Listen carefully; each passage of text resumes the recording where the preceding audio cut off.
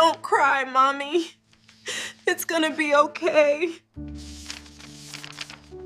The morning was bright with the scent of orange juice and fresh coffee when Richard slid the thick, white envelope across the breakfast table. Their son was leaning over his cereal, brow furrowed in quiet concern, while their youngest daughter sat nearby, the sunlight catching the tears beginning to track down her cheeks. It should have been just another Tuesday in their lived-in kitchen. Instead, Richard adjusted his flannel shirt, his posture rigid and cold, and spoke with a voice that felt like a closing door. "These are the divorce papers, Erika." He didn't whisper it. He said it plainly, with the detached efficiency of a man terminating a contract. Right there, in front of the children, he laid out his terms: the house, the lifestyle, and every asset they had built would stay with him.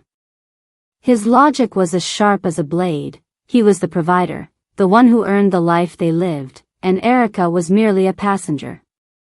Erika's hands trembled as she touched the legal document, her wedding ring glinting under the kitchen lights. But what Richard didn't realize, what his arrogance wouldn't allow him to see, was that the very legal process he was using to discard his wife was about to become his own cage. Beneath the petition for dissolution lay a $500,000 secret Richard had spent years burying in the shadows. He thought he was serving her a goodbye. He didn't know he was serving himself a reckoning. And once the truth of his hidden debt hit the light, this divorce would not go the way Richard imagined. Not by a long shot. Before we go further into how Erika turned the tables, take a second to drop a comment and let me know where you're joining us from today. Now, let's go back to the moment the facade first started to crumble. The family home sat in a neighborhood of perfectly manicured lawns and quiet streets, a place where the sun always seemed to hit the windows just right, masking the financial rot that was eating away at the foundation from the inside out. The sunlight in the kitchen of the Fairfax County house was deceptive. It poured through the large, arched windows, illuminating the polished granite countertops and the fine porcelain breakfast plates in a way that suggested warmth and security. For 10 years, Erika had lived in that light, believing it was the natural state of her life. She had meticulously maintained the perfect home, a place where the lawns were trimmed to a precise 2 inches and the mailboxes stood like disciplined soldiers along the curb. To the outside world, and even to herself most mornings, she was the cornerstone of a successful American family. But as Richard sat across from her, his dark flannel shirt casting a heavy shadow over the table, the light began to feel like a spotlight in an interrogation room. Erika looked at the half-eaten toast on her son's plate, then at her daughter's trembling lip. The petition for dissolution of marriage sat between her and her husband, its clinical white paper stark against the warm wood of the table. Richard didn't look like a man in the throes of a personal crisis. He looked like a man concluding a business transaction. He had always been the provider, a role he wore like armor. He handled the big things, the mortgage, the investments, the long-term planning, while Erika handled the small things, the school schedules, the emotional bruises, and the 1,000 invisible threads that kept the household from unraveling. Now, he was using that division of labor as a weapon. "I've already spoken to a realtor about the valuation," Richard said, his voice devoid of the tremors that were currently racking Erika's frame. "Since I've carried the financial burden for a decade, it's only logical that I retain the equity. You'll have 30 days to find a rental. I'll provide a modest monthly stipend for the children, of course." He spoke as if Erika were an employee whose position had been made redundant. The power imbalance was staggering. For years, Erika had accepted the breadwinner's shadow, a silent agreement where her labor was valued in love and his was valued in currency. Because she had no paycheck, Richard believed she had no right to the foundation they had built together. He looked at her with a mixture of pity and cold resolve, convinced that she was entirely dependent on his professional grace. But as the initial shock began to crystallize into a cold, sharp clarity, Erika's mind drifted back to the months leading up to this breakfast. She looked at Richard, really looked at him, and noticed the subtle signs she had been trained to ignore. The way he jumped when his phone buzzed. The way he had started taking business calls in the garage at midnight. The way he had grown increasingly irritable about the most minor household expenses, like a new pair of shoes for their son, despite his supposed high-earning status. 6 months ago, she had found the first crack in the porcelain.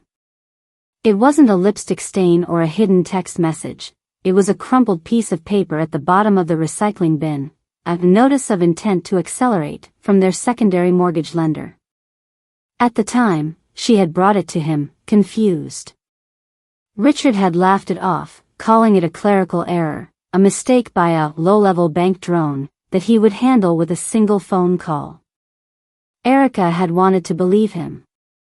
She had wanted to stay in the light. But a paralegal's instincts, though dormant for a decade, never truly die. That night, while Richard slept the heavy, arrogant sleep of a man who thought he was untouchable, Erika had sat in the glow of her laptop. She didn't look for signs of another woman. She looked for the money. She began to realize that the breadwinner was a role Richard was playing to hide the fact that he was actually a debtor.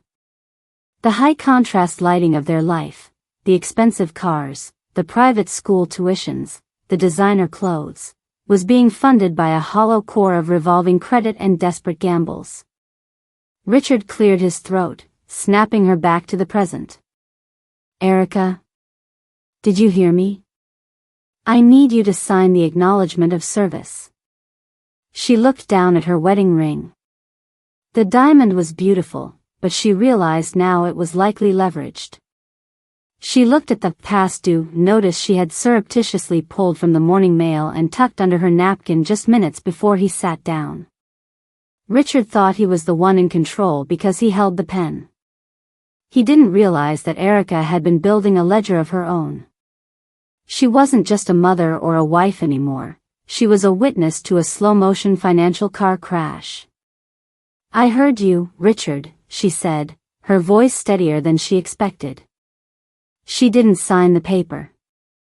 Instead, she slowly folded it and tucked it into the pocket of her navy sweater.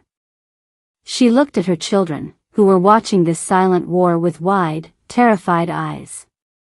The facade of the perfect life was gone, shattered by the very man who claimed to provide it. As she stood up to clear the breakfast plates, the sunlight through the window didn't feel warm anymore. It felt like the dawn of a very long day, and for the first time in 10 years, Erika knew exactly what she had to do to survive it. The silence that followed the breakfast betrayal was not peaceful, it was a heavy, suffocating weight that filled every corner of the house. After Richard left for the office, his rigid posture disappearing behind the wheel of his luxury SUV, Erika spent the morning moving through the domestic routines that had defined her for a decade. She washed the half-eaten toast from the plates and wiped the orange juice rings from the table, but her hands were performing a role her mind had already abandoned. Her thoughts were anchored to the small, red-trimmed envelope she had intercepted from the morning mail, the one now burning a hole in the pocket of her navy sweater. By noon, the house was too quiet. The children were at school, and the sun moved across the hardwood floors, marking the passage of time she no longer felt she owned. Erika found herself standing at the door of Richard's home office. It was a room she rarely entered, a masculine sanctuary of dark oak and leather where the real work of the family was supposedly done. Richard had always been protective of this space, claiming his client files and financial records were sensitive, far too complex for a stay-at-home mother to navigate. For years, she had respected that boundary, seeing it as a sign of his professional dedication rather than a wall built to keep her out. The door creaked as she pushed it open. The air inside smelled of expensive cedar and the stale metallic scent of a high-end printer. Erika sat at his desk, her heart hammering against her ribs like a trapped bird. She pulled the red-trimmed envelope from her pocket. It was from a secondary lender, a firm specializing in high-interest private credit. The words, "Past due," were stamped in bold, unapologetic ink across the front. Inside, the statement revealed a balance that made the room tilt, $98,000. Erika stared at the number, her mind racing to reconcile it with the reality she thought she knew. Richard was a senior partner at his firm. He spoke of bonuses and equity as if they were guaranteed sunrises. They lived a life that cost $30,000 a month to maintain, and Richard never blinked at the credit card statements. But as she sat in his chair, the breadwinner's shadow began to morph into something far more sinister. She began to look closer. She didn't just look at the desk, she looked into the gaps. Behind a row of leather-bound law books, she found a stack of similar envelopes, some unopened, others crumpled as if thrown in a fit of rage. There were notices from companies she didn't recognize, Apex Holdings, LMN Capital, and a series of margin calls from an offshore trading platform. Erika took a deep breath, the paralegal in her waking up, cold and methodical. She grabbed a yellow legal pad and began to draw a line down the center. On the left, she listed their known expenses, the mortgage on the Fairfax house, the country club dues, the tuition for the children's private school. On the right, she began to tally the red envelope debt. The math didn't just fail to add up, it screamed. The lifestyle Richard had used to justify his arrogance at the breakfast table was a lie. He wasn't the provider protecting his family, he was a gambler who had bet their roof and their future on a series of losing hands. The $98,000 in the red envelope was just the tip of a much larger, darker iceberg. As she looked at the petition for dissolution she had tucked into the desk drawer, Erika realized that Richard's rush for a divorce wasn't about a loss of love. It was a tactical retreat. He wanted to finalize the split and secure the remaining equity in the house before the debt collectors arrived to strip the walls bare. He wanted her out of the way so she wouldn't be standing there when the house of cards finally collapsed. Erika leaned back, the leather of the chair creaking. She looked at the family portrait on the wall, Richard smiling, the children laughing, herself looking content in the background.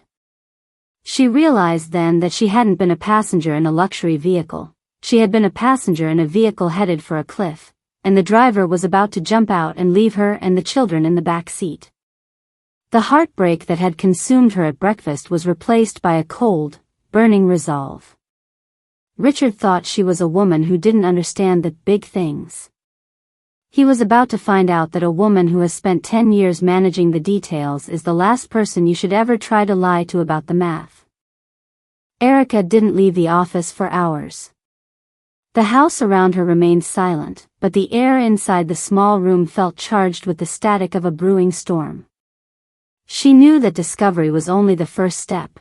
In the legal world she had once inhabited, a discovery without documentation was nothing more than a rumor. If she was going to protect her children from the financial wreckage Richard had created, she needed more than a few red envelopes. She needed a map. She pulled a high-speed scanner from the closet, a piece of equipment Richard had bought for his own convenience but rarely used, and began to work with a clinical, rhythmic precision. Every late notice, every crumpled margin call, and every mysterious statement from offshore entities was fed through the machine. As the digital copies flickered onto her laptop screen, Erika began to build a spreadsheet that would have made a forensic auditor weep. She titled the file, Household Inventory, a name bland enough to ignore if Richard happened to glance at her desktop, but inside, it was a ledger of betrayal. The trail began to lead away from their joint accounts and toward a series of ghost entities. She found references to something called High Tide Ventures and Black Box Analytics. To an outsider, they sounded like sophisticated investment vehicles, but as Erika cross-referenced the transaction dates with their family calendar, a sickening pattern emerged.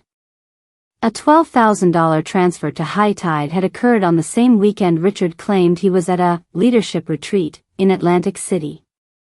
Another $8,000 had vanished into Black Box the day after he came home late, smelling of expensive bourbon and uncharacteristic agitation, claiming he'd had a rough day at the markets. It wasn't just bad investments. It was a compulsion. Erika tracked the flow of money into digital wallets associated with high-stakes offshore gambling sites, places where the oversight was thin and the losses were instantaneous.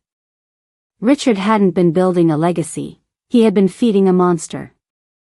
The breadwinner was bleeding them dry, one midnight bet at a time, while maintaining a facade of professional superiority that made her feel small for asking about the grocery budget. The most chilling discovery came when she accessed a PDF of a loan application Richard had submitted 3 months prior. To secure a line of credit, he had forged her signature on a document that leveraged her own small inheritance, the money her grandmother had left her, which she had intended to use for the children's college funds. Seeing her name written in his familiar, arrogant script made the blood turn to ice in her veins. He hadn't just risked the house, he had stolen the one piece of security she had kept in her own name. As the afternoon's shadows lengthened, Erika realized that the $500,000 deficit wasn't an accident of a down market. It was a deliberate, systematic liquidation of their family's future. Richard wasn't leaving her because he didn't love her, he was leaving because the money was gone, and he needed a way to blame the collapse on the costs of divorce rather than the cost of his own vices. He wanted to hand her a pile of ashes and tell her it was her half of the fire. She closed the laptop just as she heard the garage door rumble open. Richard was home. She took a deep breath, smoothing her navy sweater and tucking the yellow legal pad into a hidden floorboard beneath the desk.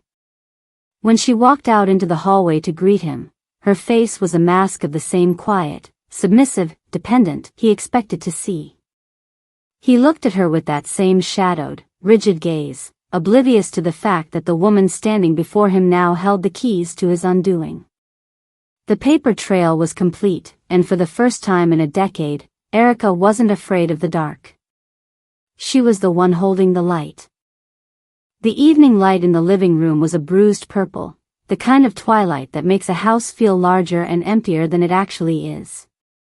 Richard hadn't come home for dinner, sending a brief, clinical text about late filings that Erika knew was likely a cover for a frantic meeting with a lender or a desperate hour at a sports book. She sat on the sofa, the weight of the digital evidence on her hidden laptop feeling like a physical heat against her side. Across from her, the children were unnaturally quiet, the usual chaos of homework and sibling bickering replaced by a heavy, watchful silence. Her son, Leo, was sitting on the floor with his social studies textbook open, but he hadn't turned a page in 20 minutes. His brow was furrowed, a miniature version of the rigid expression Richard wore when he was calculating his next move. Beside him, his younger sister, Mia, was clutching a stuffed rabbit, her eyes red-rimmed and fixed on the blank television screen. The perfect, domestic life Erika had curated was now a stage set with no actors, only the lingering scent of the morning's burnt toast and the echo of the word divorce. "Mom?" Leo's voice was small, cracking with a maturity he shouldn't have had to possess at 12 years old. Erika shifted, forcing a soft smile that didn't reach her eyes. "Yes, honey." Leo didn't look up from his book. He traced the edge of a map with his finger. "I heard what Dad said this morning. About the house. And about how he's the one who earns the money." He finally looked up, and the raw vulnerability in his gaze hit Erika like a physical blow. "Are we going to be poor? Are we going to have to move to one of those places with the broken fences?" The question hung in the air, thick and suffocating. Erika saw Mia's grip tighten on her rabbit, her small shoulders shaking. This was the collateral damage Richard hadn't bothered to calculate. In his rush to preserve his ego and his secrets, he had stripped his children of their sense of gravity. He had told them, in so many words, that their security was tied solely to his whims, and that those whims had changed. Erika felt a surge of something colder and more powerful than heartbreak. It was a fierce, primal protectiveness that burned through the last of her hesitation. She moved to the floor, pulling both children into her arms. She could feel the frantic beating of Mia's heart and the tension in Leo's spine. "Look at me," Erika said, her voice dropping into a low, steady register that commanded their attention. "Your father is going through something he doesn't know how to handle. But I want you to listen very carefully. This house, your school, your lives, they aren't just built on what he does.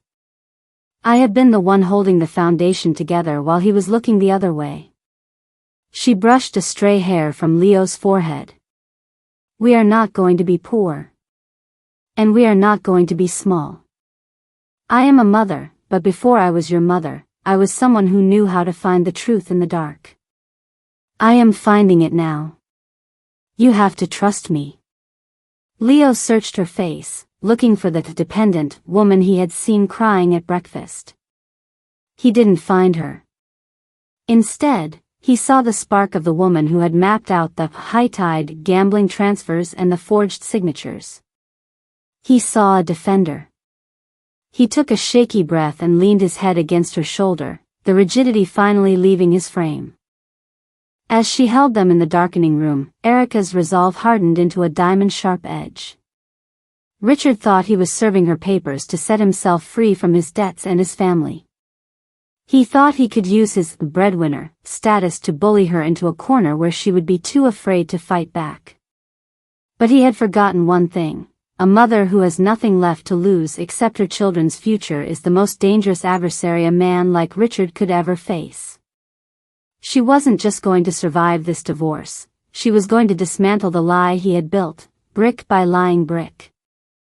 The breadwinner was about to find out exactly how much it cost to bet against his own family. The morning sun was back, but it felt colder now, a thin and clinical light that offered no comfort as it touched the edges of the kitchen table. Erika moved through the house with the silent, practiced efficiency of a woman who had learned to live in the gaps of her husband's life. Richard had left early, his departure marked by the sharp, impatient slam of the garage door, leaving behind a heavy silence that usually signaled the start of her domestic workday. But today, the routine was shattered. Erika wasn't thinking about the laundry or the grocery list, she was waiting for the sound of the mail carrier's truck. She had been monitoring the delivery notifications on her phone with a focused intensity.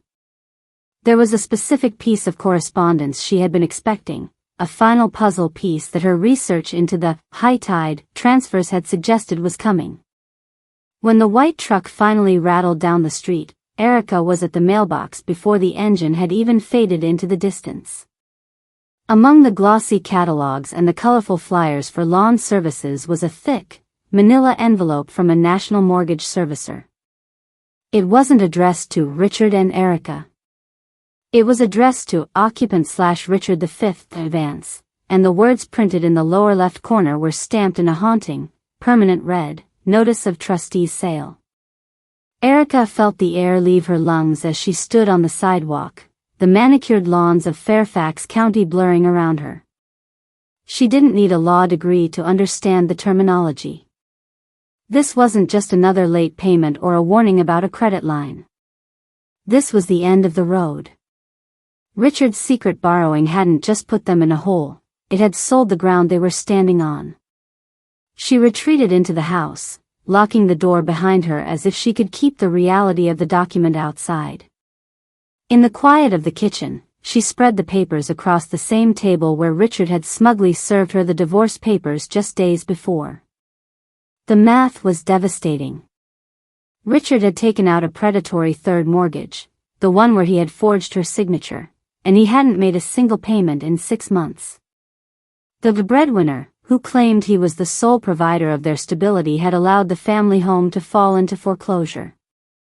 The house was scheduled to be auctioned on the courthouse steps in 45 days. Erika looked at the petition for dissolution, still sitting in her desk drawer. She finally understood Richard's frantic timeline. He wasn't just trying to dismiss an employee, as he had put it, he was trying to legally distance himself from the property before the auction, hoping to stick Erika with the legal fallout while he walked away with whatever liquid cash he had managed to squirrel away in his offshore accounts. He was planning to let her and the children wake up one morning to a sheriff's deputy at the door, all while he lived in a rented condo he'd already scouted, claiming he was devastated by the financial collapse caused by the divorce. The audacity of the lie was breathtaking. Even as he sat across from her at dinner, complaining about the cost of Mia's ballet slippers or Leo's soccer cleats, he knew the roof over their heads was already gone. He had looked into his children's eyes and lied about their future while holding the very match that was burning it down. Erika felt the last remnants of her institutional dependency dissolve. For years, she had allowed Richard to handle the big things because she believed he had a superior grasp of their reality. Now, she saw him for what he truly was, a small man playing a high-stakes game with other people's lives. She picked up her phone, her fingers steady as she dialed a number she had saved under the name of a local florist. Daniel Whitaker's office, a professional voice answered. "This is Erika Vance," she said, her voice dropping into the cold, clinical register of the paralegal she used to be. "I have the final notice. I have the proof of forgery. And I have the offshore transaction logs. I need a meeting today. It's time to move." As she hung up, she looked out the window at the swaying trees in the backyard. Richard thought he was playing a game of chess against a woman who didn't know the rules. He had no idea that Erika had stopped playing the game he started. She was starting a new one, and the first move was going to be the one he never saw coming. The house might be at risk, but for the first time in a decade, Erika truly owned her life. The office of Daniel Whitaker was not located in one of the glass and steel monoliths that Richard frequented.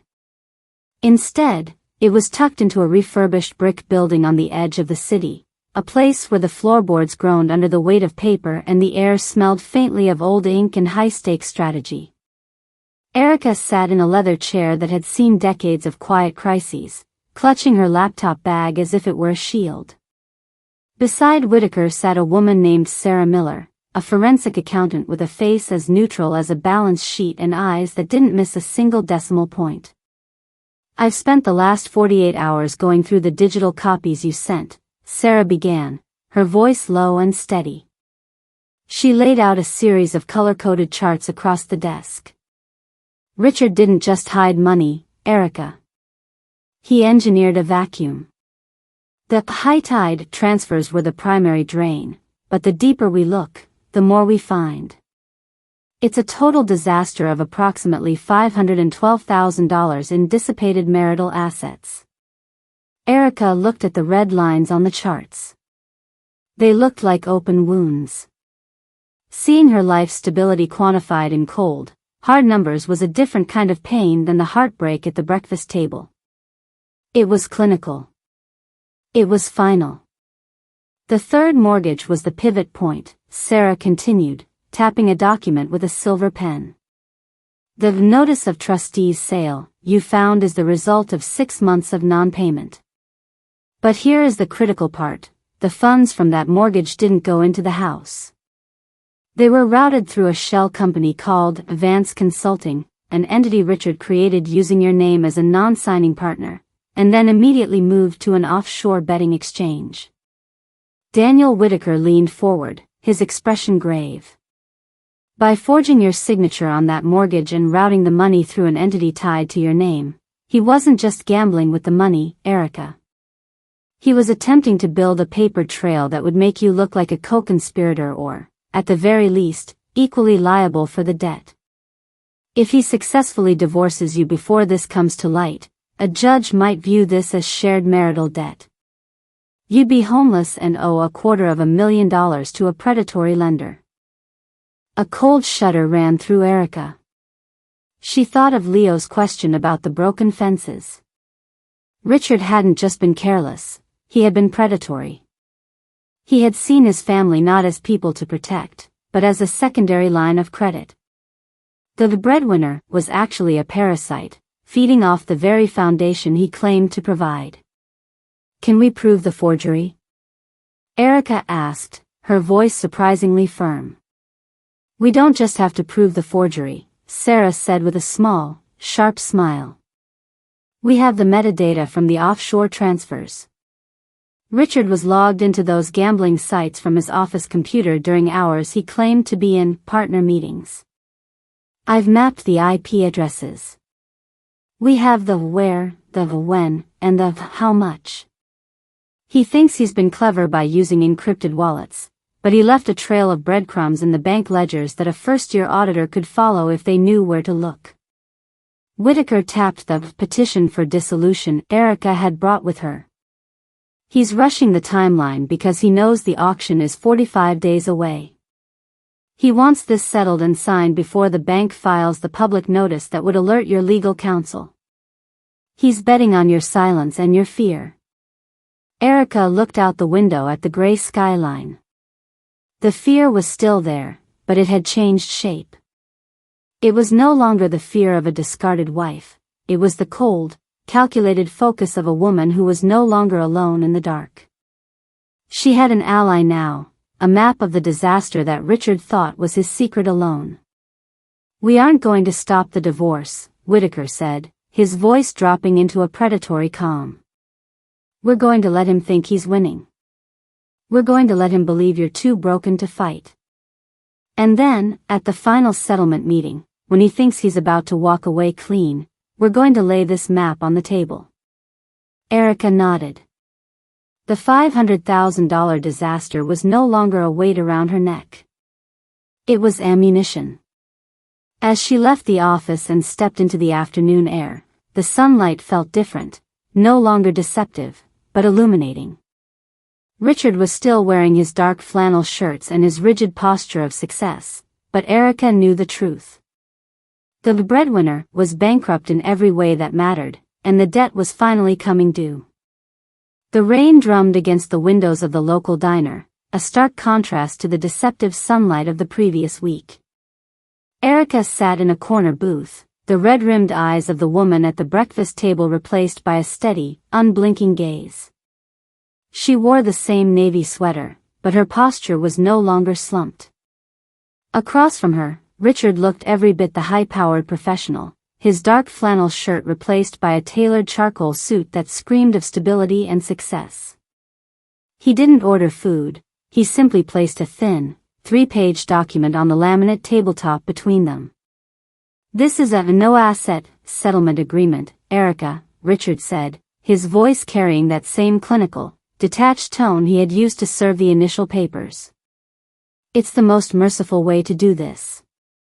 We both walk away with our own personal property, and I retain the house and the primary accounts since I'm the one carrying the mortgage and the overhead. It keeps things clean. It keeps the children out of a courtroom. He leaned forward, his gaze fixed on her with a calculated intensity. If you refuse to sign this today, I will have no choice but to engage in a full-scale legal battle. My firm has the best litigators in the state on retainer. I will drag this out for years. I will audit every penny you've spent from our joint account for the last decade, and I will make sure the court knows that you haven't contributed a single cent to our net worth. By the time we're done, you'll be left with nothing but legal fees you can't pay. Erika looked at the document. It was a masterpiece of professional bullying. By signing it, she would be legally acknowledging that there were no significant assets to divide, effectively helping Richard bury the $500,000 disaster and the impending foreclosure. He was trying to trap her in her own institutional dependency, betting that the mere threat of a long, expensive fight would send her scurrying for the safety of his mercy. You seem very sure of your position, Richard, Erika said, her voice a calm ripple in the tension of the booth. She didn't touch the paper. You're saying this is for the children? To keep them out of a courtroom? Exactly, Richard snapped, sensing what he thought was hesitation. Think of Leo and Mia. Do you want them watching their mother fail on the stand? Do you want them to lose their home because you were too stubborn to realize you have no leverage? Sign the paper, Erika. I'll even throw in an extra 6 months of a transitional support. That's more than most men in my position would offer. Erika felt a cold flash of iron resolve. She thought of the notice of trustee's sale, hidden in her bag. The document that proved the home he was so generously offering to keep was already slated for the auction block. She thought of the metadata Sarah Miller had found, placing him on gambling sites while he claimed to be building their future. He was threatening her with a fire that he had already started, telling her he was the only one who could put it out. "I need to think about it," she said, carefully sliding the document toward her side of the table. Richard's face darkened, the rigid posture beginning to show its first true cracks of agitation. "There's nothing to think about. This offer expires when I walk out that door. If you don't sign now, the gloves come off. I'll make sure you leave this marriage with the same amount of money you brought into it, zero." He didn't realize that Erika had already seen the end of his script. He was a man holding an empty gun, shouting orders because he was terrified she would notice there were no bullets. Erika stood up, the settlement trap sitting impotent in her hand. "I'll give you my answer at the final disclosure meeting on Friday," she said, her voice as cold and clear as the rain outside. Richard let out a sharp, derisive laugh. "Friday? Fine. Bring your little paralegal notes if you want. But don't say I didn't warn you. By Friday, you'll be begging for this deal." As Erika walked out into the rain, she didn't feel the chill. She felt the weight of the paper in her hand, not as a settlement, but as the final piece of evidence of his bad faith. Richard thought he was closing the trap, but he had merely walked into the one Erika and Whitaker had spent the week meticulously building. The breadwinner was about to find out that the longest legal battles are won by the ones who have nothing left to hide. The conference room at Daniel Whitaker's office was designed for resolution, but it felt like a theater for an execution. Richard arrived first, flanked by a young, aggressive associate who looked like he had been instructed to treat the meeting as a formality. Richard sat at the head of the table, his tailored suit back in place, his expression one of bored impatience. He didn't look at Erika when she walked in, he merely tapped his expensive watch, a silent signal that her time was almost up. "Let's make this quick," Richard's lawyer began, sliding the same no-asset agreement across the table. "My client's offer remains on the table for another 10 minutes. Sign it, and we can avoid the unpleasantness of a public filing. Refuse, and we begin the audit of your household spending within the hour." Erika sat down, her movements slow and deliberate. She didn't look like a victim today. Beside her, Daniel Whitaker opened a thick, blue folder, the one containing the map of the $512,000 disaster. Sarah Miller sat to his left, her laptop open, its screen glowing with the offshore transaction logs that Richard believed were invisible. "We've reviewed your proposal, Richard," Whitaker said, his voice carrying a calm, predatory resonance. "And we've decided to decline. In fact, we've prepared a counterproposal based on a more accurate accounting of the marital estate." Richard let out a sharp, derisive snort. "Accurate accounting? Erika hasn't balanced a checkbook in a decade. Whatever the math she's done in her kitchen is irrelevant to the law." Erika leaned forward, her gaze finally meeting Richard's. The breadwinner's shadow, that had loomed over her for 10 years, didn't feel heavy anymore. It felt like a thin, tattered curtain. "It's not my math you should be worried about, Richard. It's Sarah's. And the bank's." Sarah Miller turned her laptop toward Richard. On the screen was a color-coded timeline of the High Tide Ventures transfers. Richard's eyes darted to the screen, and for the first time, the rigid posture began to fail. His jaw tightened, and a subtle, telltale twitch appeared at the corner of his left eye. "We have the metadata from your office computer," Sarah explained, her tone as neutral as a death sentence. "The IP addresses matched the logins to the offshore gambling exchanges during your partner meetings. We also have the transaction logs for Vance Consulting. It was quite clever, using Erika's name to funnel the third mortgage funds, but unfortunately for you, the bank requires a notarized signature.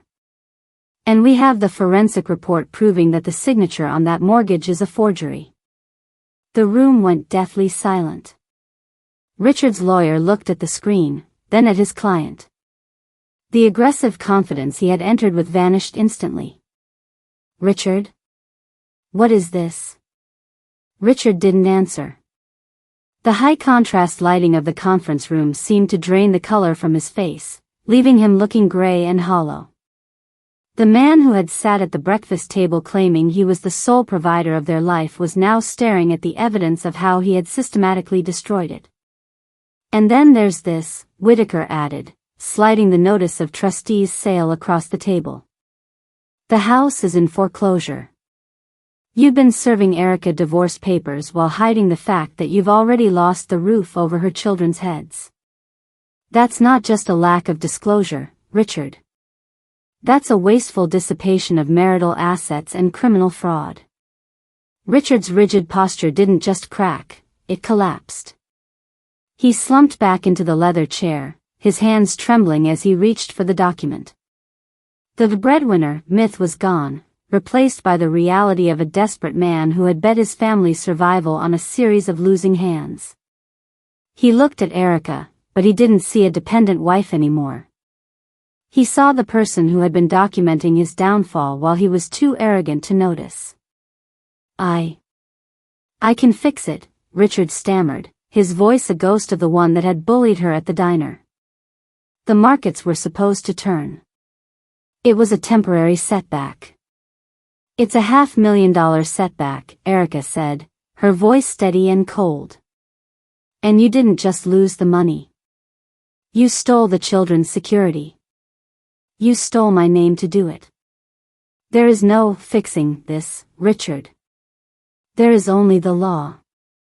Richard's lawyer pulled the no-asset agreement back, folding it with trembling hands. We need a moment to confer in private. You can have all the time you need, Whitaker said, standing up. But the terms have changed. We are seeking a full unequal distribution of what's left, and we will be filing a motion to hold Richard solely liable for every cent of the hidden debt. If he doesn't agree, our next stop is the district attorney's office regarding the forgery. As Erika walked out of the room, she heard the muffled sound of Richard's voice, not shouting, but pleading. The power imbalance that had defined her life for a decade had shifted in a single hour. The breadwinner was bankrupt, and for the first time, Erika felt the weight of the truth finally setting her free. The final court order was not a victory in the way Erika had once imagined. There were no trumpets, only the steady, rhythmic thud of a judge's gavel that sounded like the closing of a heavy vault. Richard sat at the far end of the defense table, his charcoal suit looking slightly too large for him now, as if the loss of his secrets had physically diminished his stature. The judge's ruling was as clinical as it was devastating. Because Richard had committed the wasteful dissipation of marital assets and engaged in criminal fraud via the forged signatures, the court assigned the entirety of the $512,000 debt to him alone. To satisfy the creditors and avoid immediate prosecution for the mortgage fraud, Richard was forced into a fire sale of his remaining personal assets. Erika watched from the sidelines as the symbols of his breadwinner persona were stripped away. The luxury SUV was repossessed, his high-end watches and the memberships to the exclusive clubs he had used to hide his gambling were liquidated to pay down the predatory third mortgage. The man who had sat at the breakfast table claiming he was the sole provider of their life was now a tenant in a cramped, one-bedroom apartment, struggling to manage a budget he had once claimed was beneath him. For Erika, the clean slate felt like the first deep breath after a decade of drowning. With Daniel Whitaker's help, she negotiated a settlement that allowed her to sell the Fairfax house before the auction, extracting enough of the remaining equity to secure a modest, sun-drenched townhouse in a nearby neighborhood. It wasn't the mansion Richard had used to keep her in his shadow, but as she walked through the empty rooms on moving day, the air felt light. There were no hidden red envelopes in the drawers, no forged signatures in the files, and no heavy silences in the hallways. The morning she officially moved in, the kitchen smelled of fresh paint and new beginnings. Leo was in the backyard, helping Mia set up a small garden plot, his brow finally clear of the furrowed concern that had aged him over the last year. Erika sat at her new, smaller breakfast table, looking at her own bank statement. The numbers were modest, but they were hers, earned from the part-time legal research work Whitaker had helped her secure while she worked toward her full recertification. She looked at her wedding ring, which she had finally removed and placed in a small box to be sold. The glint of the diamond no longer felt like a promise, it felt like a receipt for a life she had finally paid off. She realized now that Richard hadn't just been the breadwinner, he had been the gatekeeper of a prison she hadn't realized she was in. By discarding her, he had inadvertently handed her the keys. As the sun hit the kitchen floor, Erika felt a quiet, profound peace. The breadwinner's shadow had finally vanished, replaced by the steady, unwavering light of her own independence. She had lost a house, but she had saved her family. She had lost a husband, but she had found herself. When Leo and Mia came running back inside, their laughter echoing through the house, Erika didn't reach for a napkin to wipe away a tear. She simply smiled, picked up her pen, and began to write the first chapter of a story that belonged entirely to her.